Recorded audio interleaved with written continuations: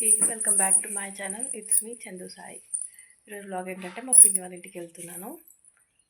So అదే అనమాట vlog. ఈరోజు మా పిన్ని వాళ్ళ ఇంటికి ఎప్పుడు వెళ్ళలేదు, చాలా వచ్చినప్పుడల్లా వెళ్ళట్లేదు. సో ఈసారి కంపల్సరీ వెళ్దామని చెప్పేసి, ఎందుకంటే ప్రసాదం ఇవ్వాలి కదా.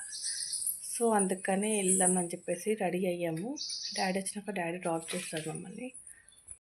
ఇంకా పిన్ని వాళ్ళ ఇంటికైతే స్టార్ట్ అయిపోయాం. పిన్ని వాళ్ళది మా మమ్మీ వాళ్ళది పక్క పక్కనే ఊర్లు. సో ఒక 5-10 మినిట్స్ డిస్టెన్స్, అంత మించి ఏముండదు.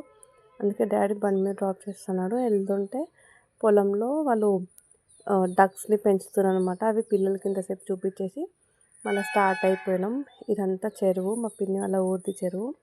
మా పిన్ని వాళ్ళ ఊరికైతే ఎంటర్ అయిపోయినాం.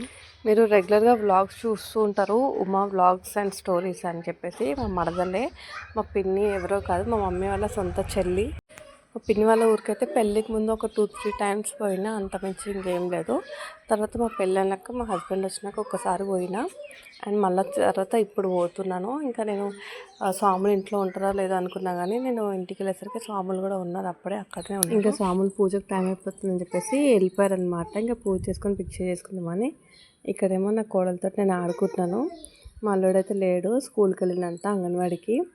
ఇంకా ఊర్లో ఉంటే ఇంకా చిన్నపిల్లలు ఇంట్లో ఉండి అల్లరి చేస్తారని చెప్పేసి అంగన్వాడికి ఎట్లా పంపిస్తారు కదా. మా అక్క పాప కూడా పోతుంది అంగన్వాడికి. ఇంకా మా బాబాయ్ అయితే రాలేదు. మేము వెళ్ళిన ఒక 2 అవర్స్ తర్వాత వచ్చిండు. ఎందుకంటే బాబాయ్ ఆటో నడుపుతాడు కదా, సో కిరాయికి వెళ్ళేసి వచ్చిందనమాట భిక్ష చేయడానికి. ఎందుకంటే టెంపుల్కి వెళ్ళడానికి అంత టైం లేదని చెప్పేసి ఇంటికి వచ్చిండు. ఇంకా మా అల్లుడు కూడా స్కూల్ నుండి వచ్చిండు. వాడైతే బండిని ఒకటే కడుతున్నాడు. మేము ఆడ ఉన్నాను రేపు కనీసం 3 టైమ్స్ ఏమో కడిగిండు ఆ బండిని. వాడు రోజు బండి కడుక్కొని ఆడుకుంటాడంట.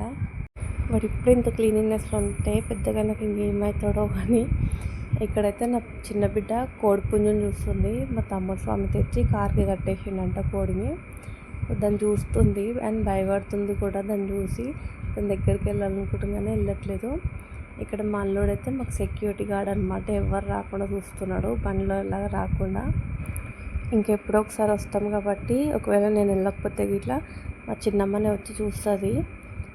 ఎందుకంటే ఇంకా నా పిల్లలు చిన్న ఉండే కదా, సో అందుకే ఇంకా మళ్ళీ ట్రావెల్ చేయడం అట్లా ఇబ్బంది అవుతుండే. అండ్ నాకు C-సెక్షన్ కూడా అయ్యింది కాబట్టి ఇబ్బంది అవుతుందని మా చిన్నమ్మని వచ్చి పిల్లల్ని చూస్తుండే. అండ్ ఇక్కడ నా మరదలు వచ్చింది గోరంటాకు తెంపనీకి.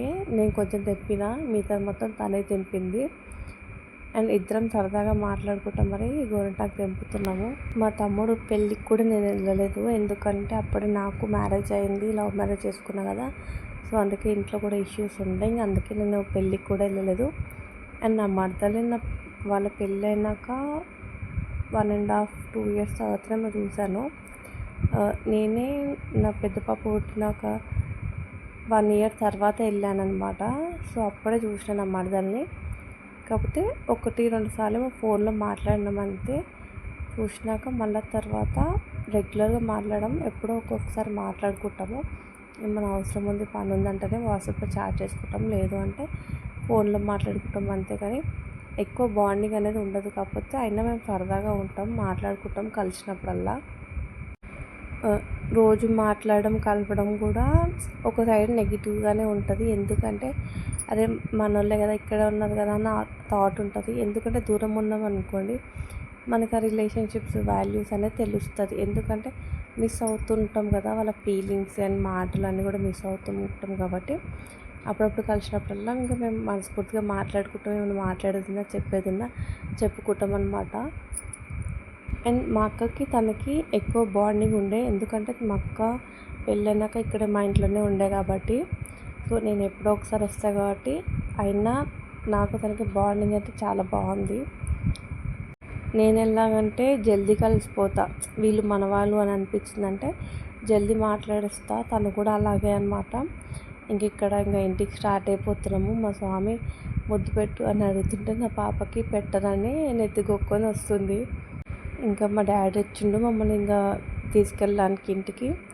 అండ్ ఇంకా మేము మళ్ళీ ఎప్పుడు వస్తామో తెలీదు, 8 నెలల తర్వాత వస్తామో తెలియదు వీడికి. ఇంకా అందుకే ఇంక వచ్చి ఒక 3 అవర్స్ ఏమో ఉన్న టైం స్పెండ్ చేసి ఇంకా ఇంటికైతే వెళ్తున్నాను.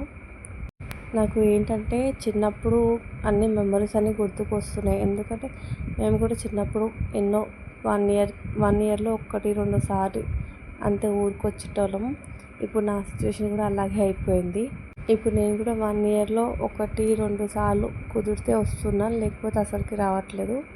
ఇక్కడ మా చేద్దరినేమో మా అమ్మ మోటార్ ఖరాబ్ అయిందని చూస్తుంటే స్టూల్ కింద చెప్పు పెట్టింది. అమ్మమ్మ నువ్వు చెప్పు మీద కూర్చున్నావు, లేవు లేవు అని అరుస్తుంది. పిల్లలైతే కోతి పిల్లలు అసలు బాగా అంటే అల్లరి చేస్తారు ఫుల్గా. అండ్ ఇక్కడ మా అమ్మ వేడివేడి బచ్చాలు చేసి ఇచ్చింది, తింటున్నా. నేను నా చిన్న బిడ్డ తింటున్నాము. నేను ఇంటికి ఎప్పుడు వచ్చినా బచ్చాలు అయితే కంపల్సరీ చేయించుకుంటాను, ఎందుకంటే నాకు బచ్చాలు చేయడం రాదు, తినడం తప్ప. సో ఎంత నేర్చుకుందాం అనుకున్నా కూడా అవి చేయడం రావట్లేదు నాకు అసలుకి. సో అందుకే ఇంకా ఇంటికి వచ్చినప్పుడల్లా ఇలా చేయించుకొని తింటాను మమ్మీతోటి.